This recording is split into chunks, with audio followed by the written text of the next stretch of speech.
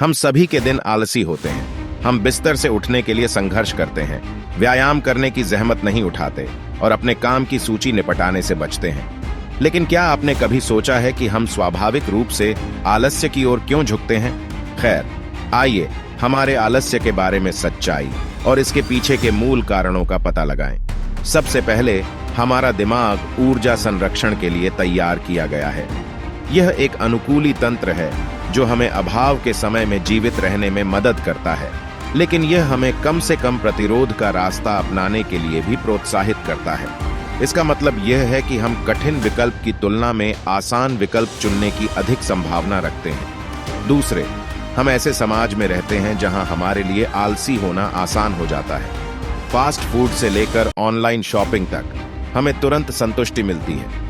हम जो चाहते हैं उसे पाने के लिए हमें अपना घर छोड़ने की भी जरूरत नहीं है।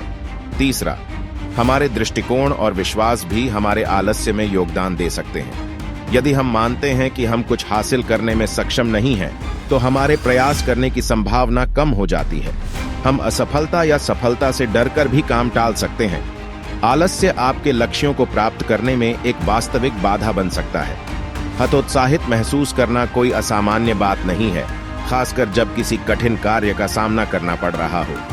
हालांकि ऐसे तरीके हैं जिनसे आप आलस्य पर काबू पा सकते हैं और अधिक प्रोडक्टिव बन सकते हैं। सबसे पहले, अपने लिए एक स्पष्ट लक्ष्य निर्धारित करके शुरुआत करें। आप जो हासिल करना चाहते हैं उसे लिखें और एक यथार्थवादी समय रेखा बनाएं। इससे आपको दिशा और उद्देश्य का एहसास होगा। दूसरे, डिस्ट्रैक्शंस को दूर करें। चाहे वह सोशल मीडिया हो या टीवी, ये चीजें आपकी प्रेरणा को तेजी से खत्म कर सकती हैं। इसके बजाय ऐसा माहौल बनाएं जो काम करने के लिए अनुकूल हो। किसी भी संभावित डिस्ट्रैक्शन को दूर करें और एक ऐसा कार्य क्षेत्र स्थापित करें जो आपको प्रेरित करे। तीसरा, कार्य सूचियों का उपयोग करें। ये आपको ट्रैक पर बने रहने और अपनी प्रगति की कल्पना करने में मदद कर सकते हैं। बड़े लक्ष्यों को छोटे, अधिक प्रबंधनीय कार्यों में विभाजित करें। इससे प्रेरित और उत्पादक बने रहना आसान हो सकता है। चौथा, स्वयं को पुरस्कृत करें।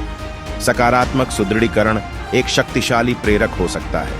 अपने लक्ष्यों को प्राप्त करने के लिए पुरस्कारों की एक प्रणाली स्थापित करें।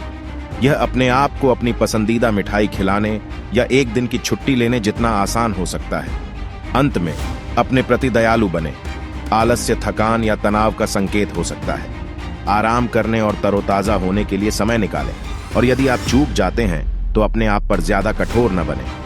याद रखें, अंतिम लक्ष्य प्रगति है, पूर्णता नहीं। निष्कर्षतः, हमारा आलस्य एक जटिल मुद्दा है जो कारकों के संयोजन से उत्पन्न होता है। यद्यपि अपने स्वयं के कार्यों की जिम्मेदारी लेना महत्वपूर्ण है, हमें इसके कारण होने वाले व्यापक सामाजिक और जैविक प्रभावों के बारे में भी जागरूक होना चाहिए। देखने के लिए धन्यवाद और कृपया अधिक सामग्री के लिए हमारे चैनल को सब्सक्राइब करना न भूलें।